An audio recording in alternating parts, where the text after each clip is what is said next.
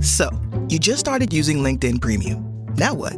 Well, on your premium company page, you noticed around 7.5 times more page engagement and 5 times more page views. Well done. And now, new clients are messaging you. All because you're using LinkedIn Premium, which helps you get the business growth you want. Think big, small business. Think big. Start your free trial at linkedin.com/premium small business. That's linkedin.com/premium small business. Best of. This is the Best of the Joan Hamburg Show. Taking you behind the curtain. It's the Joan Hamburg Show. Talk Radio 77 WABC. Welcome, everyone, to the Joan Hamburg Show. And I don't know about you, but I feel like we have to laugh. And even all the stuff streaming on TV, they're either getting murdered or they're depressed or whatever. We need funny things. So I just needed a little touch with Susie Essman, who is in LA. It's going to be the 11th season of Curb Your Enthusiasm, the brilliant Larry David series, which makes us all so happy. And I'm sure Susie's the happiest of all. She's working, who would believe, 11 seasons later, and she plays, who, right? The big mouth, Susie Green. So do you have an apartment in LA? You know what? We rented a house for 6 months. That was nice. It's actually been fine because Jimmy, my husband, is here with me, and Popeye, our dog, and he plays golf, and I work. What a life he has, huh? He plays golf, tell you, I work. I know these guys, they hit pay dirt somewhere along the way. They really did. It's great, but you know what? He's very handy, so he can do... Very handy. Oh, he pays his way. He's very, very handy. Has dinner ready for me when I come home from shooting for 12, 14 hours. No, he's the best. And we're just, it's beautiful weather and we're here, but I'm homesick, of course. You know me. I got to be in New York. You know what I miss the most, Joan? What I miss the most from this whole pandemic, I realized, besides the fact that I'm dying to shop and get a pedicure and like all those things, right. I miss people watching in New York City. You know, I come back and forth between the East End of Long Island and the city. And the difference now, there are people back on the street, which there were not a couple of months ago. It was really scary. Now there's a lot of traffic. Stores, though, are closed, shut. All those little restaurants that dotted every neighborhood street. I know, shut. That's what's breaking my heart. That's what's breaking my heart. It's because everything we loved. It was your neighborhood, it was your neighborhood. And what people don't understand about New York City is people think, it's Times Square. It's not. We all live in neighborhoods where we know the bartender and we know our dry cleaner and we know, the guy in the liquor store, whatever. It's our small shop mom and pop merchants that I miss so much. And I'm worried about all those people. Well, you have good reason, because the signs, which in the beginning were closed, will open soon or whatever, those are gone. Now it's just done, closed. And the city, people who are on the street have their heads down and they're walking like they're in a rush. The way we used to walk and look at everything. And they're in masks, which I'll tell you the truth.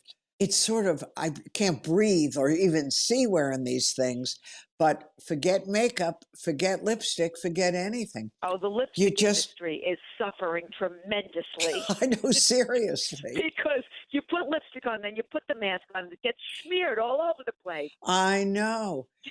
But who puts anything on? I am desperate. Beauty parlors, things that we took for granted. I would love us to do. Now all we do is talk about who's delivering food. I'm cooking. You can't even believe how much time I'm spending in the kitchen. Speaking of a handy husband, my husband now does my hair color. No. Yes. Too bad you live so far away. Well, he's a really good artist, so he used to paint. So it's just like painting. It's just gray roots. You just paint the gray roots. I think that's fantastic. And he's cooking too. I'm talking, by the way, to Susie Essman, one of the stars of Curb Your Enthusiasm and innumerable other things. I first met Susie, I forget how long ago. She was doing a lot of stand-up and was a friend. We had a very good mutual friend. Wasn't that how we met each other? I forget how long ago. I think so. Anyway, Who knows? It's a so New York story. it's a blur anyway. Our whole everyone's lives are a big blur. Now we talk about, did you get your vaccine? Even when we talked about traffic in the past, it was wonderful. No You more. know, here's the upsides of COVID. Okay, I don't have to see anybody I don't want to see and make excuses. You have like a ready-made excuse in terms of socializing. People don't recognize me on the street because I'm wearing a mask and usually a hat and sunglasses. You don't have to shake people's hands. The handshake is over, as it should be. Over. It should be over. Touching people's sweaty palms. It's enough. Oh gosh. I know, and we're all finding out we have skills that we didn't have before. Like I'm very hyper, but I swear to you, I could go for hours doing nothing. Sometimes I'll hold a book because I'm ashamed, but I don't necessarily read What are it. you doing, Joni? You just staring into space? I sort of just stare into space. And then my daughter, who's working her fanny off, will come and She's got a say, great business. right, that new business is booming. And she'll say to me, what are you doing? And I say, I'm thinking. She said, you're thinking? I said, yeah, I got to think. So I'll talk to you later. And that's what I'm doing. I don't even know what day of the week it is. I know. And we're What's lucky. Why? We're Oh, the well, we're lucky lucky because we're working and we've got stuff. and we got, you got a house. I mean, it's just I've space. absolutely. I know. We have people come visit in the backyard, like that. So, but I think by this summer, we'll all of us, especially all of us vaccinated people, by this summer we'll be able to socialize again in small groups. with small groups within limits. So, but I'm curious now. Of course, Curb is a series. It's fabulous, but you're not doing stand up anymore. No, or you don't have right. time. But when we talk and think about comedy, like, what's funny now? I can't take any more Trump stuff. I'm really sick of it. No. We're done with him. Although I will say this, I've been sleeping so much better since the inauguration. Right. You feel your heart is at ease. I'm sleeping through the night. I don't feel so anxious. I don't feel, and part of it has to do with him, and part of it has to do with that I feel that as though this is getting under control and we're getting vaccinated. And it's still going to take a long time, but there seems to be a light at the end of the tunnel in terms of anxiety. You know what? I hope so. From your mouth to God's ear, as we used to say all the time. But I mean, I feel for comedians too, because there's a whole generation, and this is another thing that upsets me when I think about it, the restaurants. There's a whole generation of comedians that just missed, a year and a half or a year, whatever it's going to be, of their stand-up life. And nothing is more important for a comic than stage time. You just got to get up, especially in the beginning. You just got to get up over and over and over again. And there's no place for these kids to do it. I know people are doing underground and they're meeting on rooftops, but the Zoom doesn't really work for comedy for me. No, I don't think it really works for anyone. And I don't understand. Now, of course, they all have to be politically correct, because if they aren't, it comes back and hits them in the face. Right. But and there's Twitter and all this. It's like another reason I don't even want to do it anymore. It used to be, you were in a comedy club and it was smoky. Everybody smoked and it was down and dirty and you could say whatever you want. It was private. And we're just all in this kind of situation together, the audience, the performer. And now it doesn't feel private anymore. No, it's different. Exposed. But a show like Curb with a guy like Larry David, who's right there in your face, but still, how does a show like yours stay so relevant during very complicated times? Larry does not care about offending anybody. He could care less. And he's an equal opportunity offender. Every ethnic group, every race, every religion. And he does not care if somebody's offended. He doesn't care if he's politically incorrect and somebody comes down on him about. He truly does not care, which gives him incredible freedom to just be funny. Do you care about insulting people or being taken the wrong way, or you don't care either? Me personally, or when I'm on the show?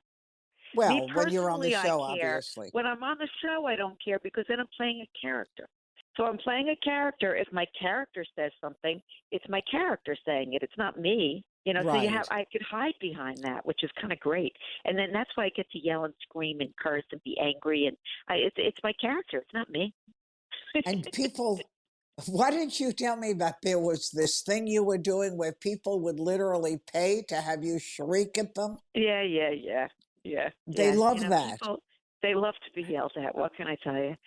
I'm just lucky that I've made a living at it all. I'm lucky that I make Larry David laugh so hard because that's how I've made a living all these years. And it's just, not only is it a funny show, it's the most fun show to shoot. We just have so much fun shooting this show. We laugh all day long. And it's completely improvised, as you know. So there's no stress. There's no memorizing lines and, none of that. Right. I just feel like the luckiest girl in these United States having this job. So what happens, because it is free and it is ad lib, what happens if something doesn't work, like stand-up? You can always come back the next night and fix it. But what happens when you're doing something like Curb? You say cut, and then you do another take. Okay. And is Larry very much listening to everything? Yes. He is so on top of everything. Just the other day, we were shooting a scene, another dinner party at Susie Green's house. We have a lot of dinner parties. and your cousin, Richard Kind, was in the scene. Isn't he your cousin? Uh-huh.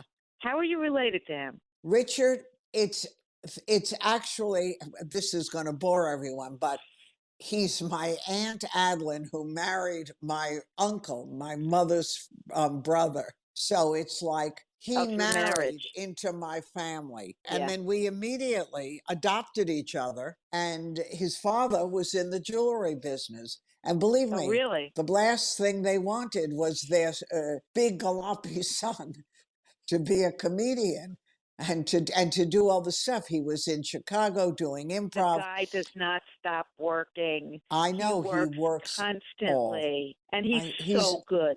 He's good at drama. Funny. He's good at comedy. He's terrific. I know. I'm so glad he's in the 11th season, which is great. Who else is in it? But anyway, so we were doing a scene at the dinner party, and I said something to him, improvised, and then Larry will say to me, you know what, don't say that because that tips the joke or whatever, that gives away, blah, blah.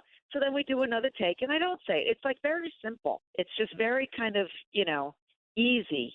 And you probably laugh a lot on the set too, which is a gift. We laugh nonstop. I'm not allowed to tell you. We have a lot of great guest stars, which I'm not allowed to tell you.